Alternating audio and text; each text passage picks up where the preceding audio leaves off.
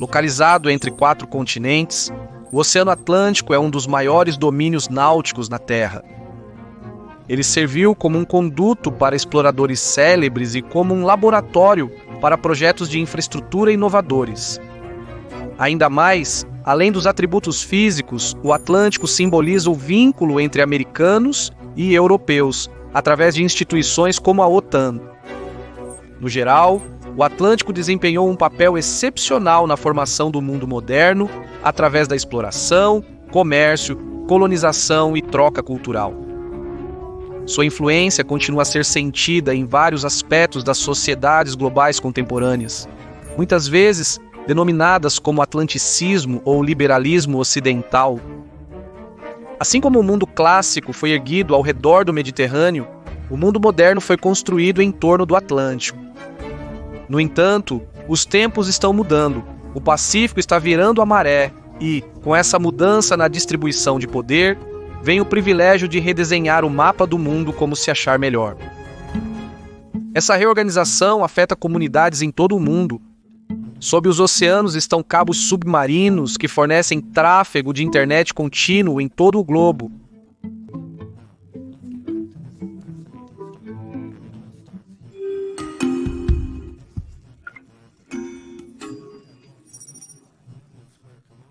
Agora vamos voltar a essa história fascinante e tudo começa aqui. Este é o Atlântico medido em cerca de 85 milhões de quilômetros quadrados.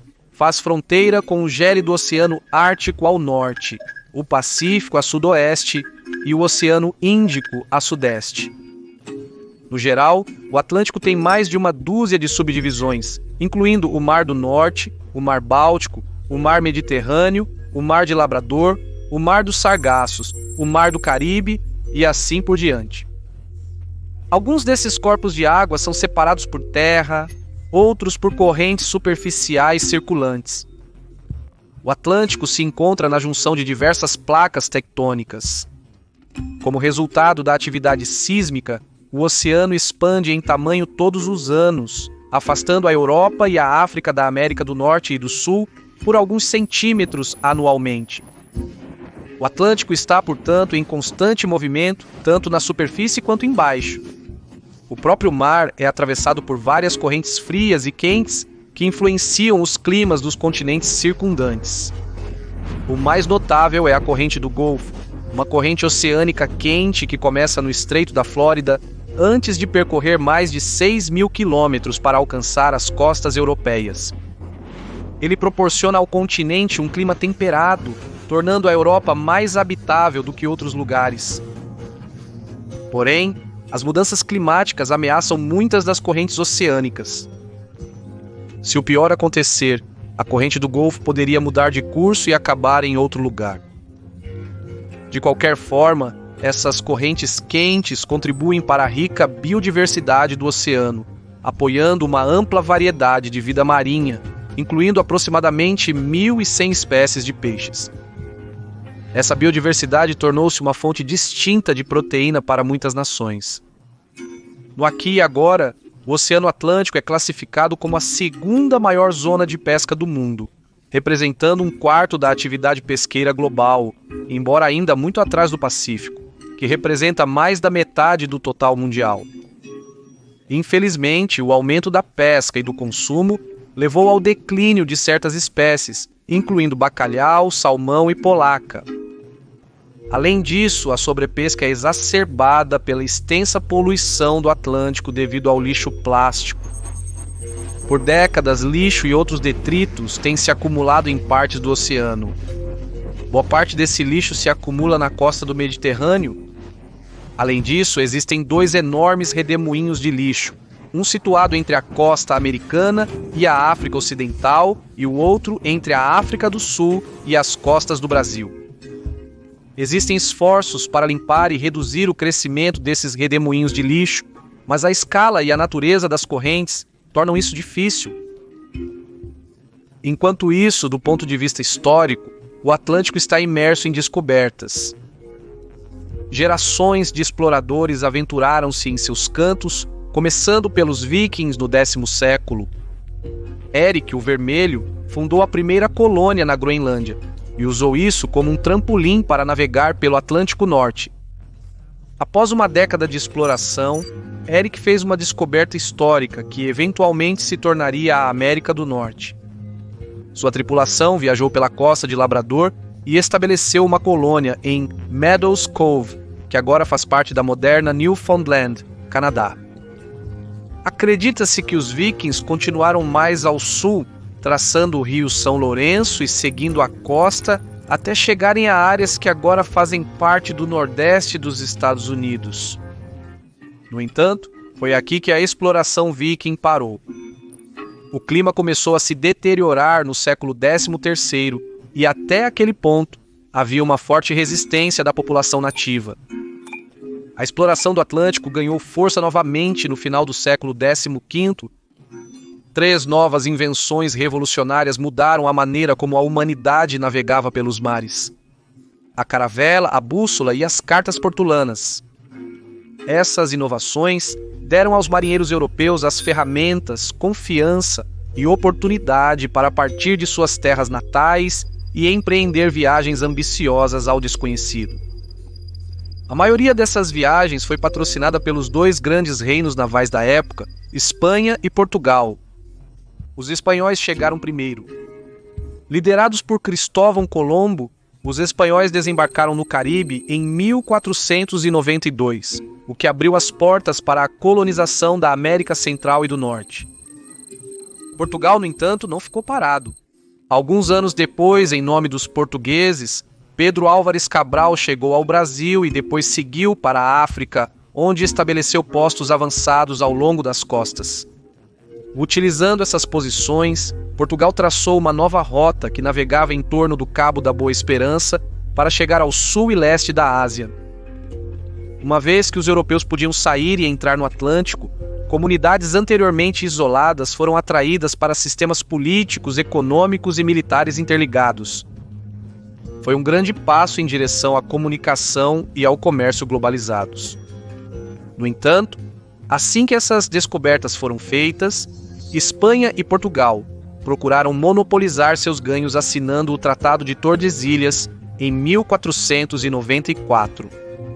Essencialmente, uma enorme linha vertical foi traçada através de todo o Oceano Atlântico e dividida entre os 2 reinos ibéricos.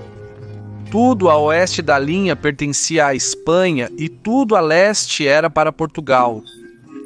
Parecia um bom plano na época, mas o problema com as linhas em um mapa é que elas são inconsequentes enquanto não houver meios reais para impô-las. França, Grã-Bretanha e Holanda rejeitaram o acordo espanhol-português e iniciaram suas próprias viagens pelo Atlântico. Esse período é comumente referido como a Era dos Descobrimentos. Terminou com praticamente todas as Américas sendo colonizadas por potências europeias nos séculos seguintes.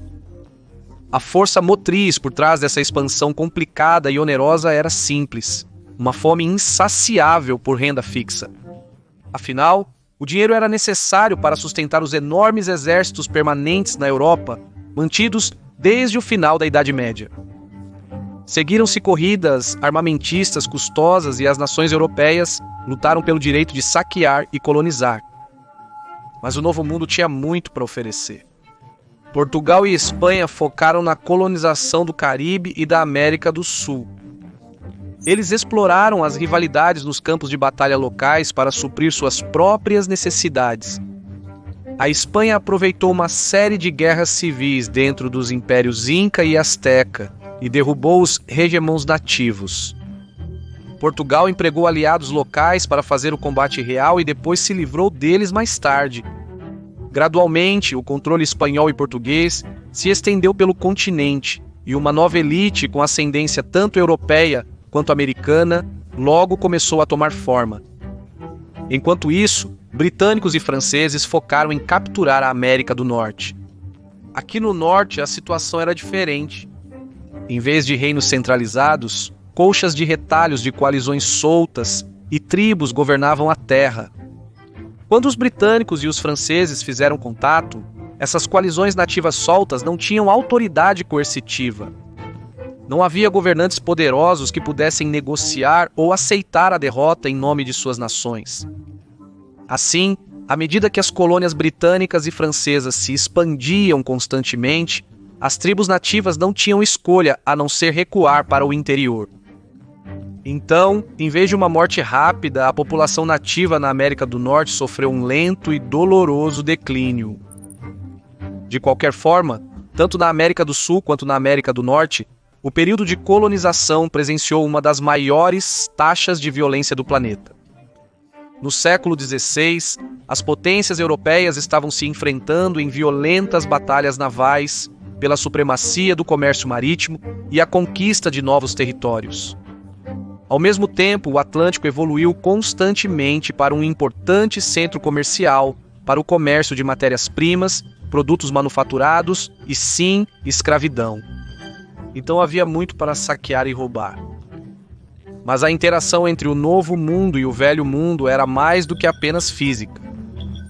Incluía a troca de ideias e culturas. Em particular, o intercâmbio colombiano foi um período de comércio biológico e cultural entre as Américas e a Europa. Novos alimentos como milho, batatas e tabaco foram introduzidos na Europa, enquanto trigo, café e cana-de-açúcar ganharam acesso às Américas. Essa troca teve um impacto profundo na agricultura global, dietas e economias. Ainda mais, o comércio transatlântico de escravos proliferou. Milhões de africanos foram transportados à força para as Américas como escravos.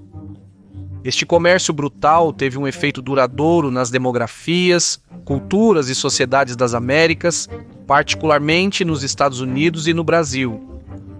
No geral, a transação triangular entre Europa, África e Américas contribuiu significativamente para o crescimento do comércio global e lançou as bases para as redes modernas de comércio internacional.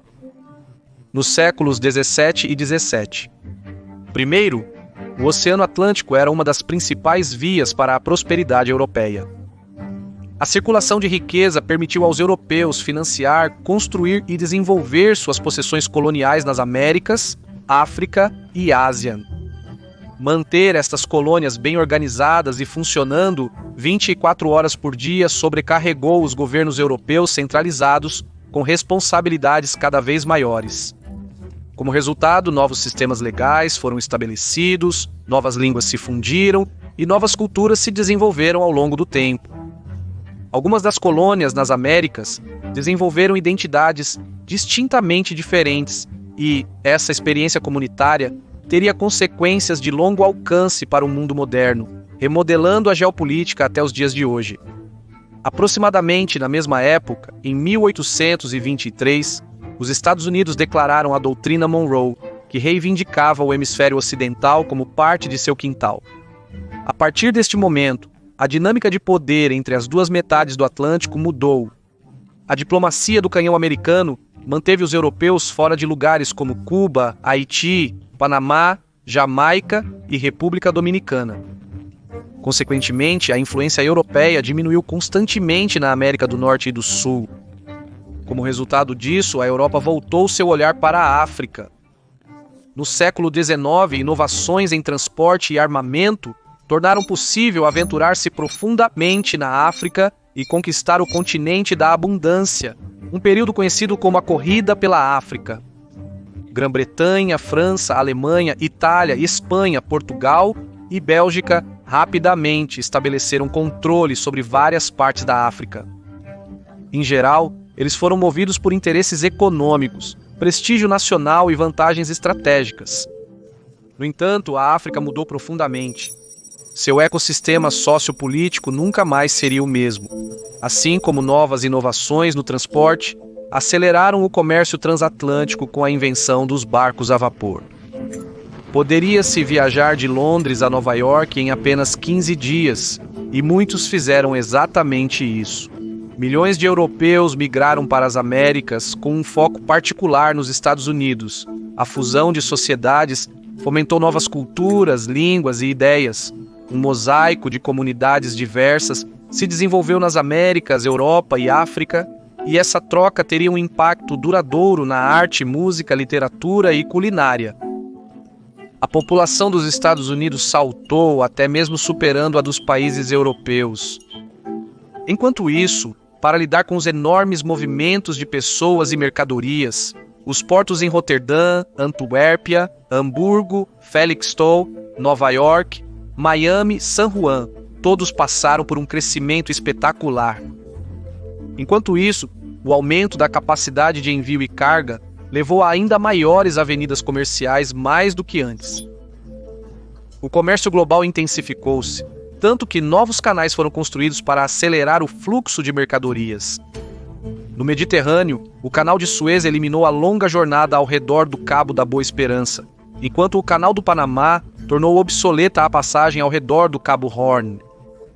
Ao utilizar esses dois canais, o Atlântico Norte agora estava diretamente ligado tanto ao Oceano Índico quanto ao Pacífico.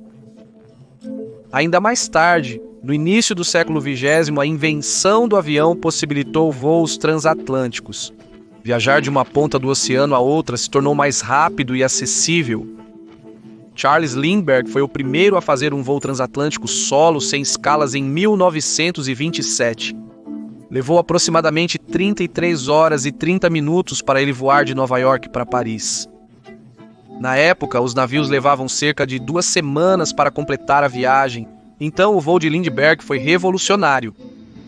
Gradualmente, mas com certeza, as rotas aéreas substituíram as rotas marítimas, o que novamente impulsionou as trocas culturais e comerciais entre ambos os lados do oceano. As viagens aéreas se tornaram tão comuns que a América do Norte e a Europa desenvolveram uma relação especial chamada Atlanticismo. Os laços econômicos, diplomáticos, culturais e de segurança foram sincronizados. Desenvolveu-se uma continuidade territorial não expressa entre a Europa e a América do Norte, centrada em conceitos liberais ocidentais. E o controle americano sobre toda a área geográfica do Atlântico transformou as potências ocidentais em hegemônicas globais. A geopolítica de ambos os continentes se fundiu. O que aconteceu na Europa afetou o bem-estar dos Estados Unidos e vice-versa. Não uma, mas 2 vezes, as botas americanas desembarcaram na Europa para lutar por seus interesses e de seus aliados. Durante a Segunda Guerra Mundial, a metade norte do Oceano Atlântico se tornou um campo de batalha que decidiria a nova ordem global. Os alemães usaram submarinos e destroyers para controlar o fluxo de armas, soldados e provisões da América para a Europa. Mesmo após o fim das hostilidades, a luta pela supremacia do Atlântico resultou na criação de alianças e estruturas institucionais como as Nações Unidas, o Fundo Monetário Internacional, a Organização Mundial do Comércio, a Organização Mundial da Saúde e muitas outras. Essas instituições foram projetadas com regulamentos legais em mente, com o objetivo de promover estabilidade, prosperidade e segurança. Isso nunca havia acontecido antes na história do mundo, e jogar pelas regras nem sempre era fácil ou prático. No entanto, a formação dessas instituições atlânticas lançou as bases para o que agora é conhecido como direito internacional, um conjunto de acordos e regras universais que supervisionam as interações entre os países. Após a conclusão da Segunda Guerra Mundial, a União Soviética emergiu como o novo inimigo do bloco ocidental liberal. Então, as nações adjacentes ao Atlântico Norte formaram um pacto militar para monitorar e controlar o alcance da União Soviética. Em 1949, esse pacto assumiu o nome de Organização do Tratado do Atlântico Norte, ou OTAN, para abreviar. Sua missão era estabelecer um aparato de defesa coletiva contra a ameaça representada pelos soviéticos. A OTAN provou ser indispensável durante a Guerra Fria.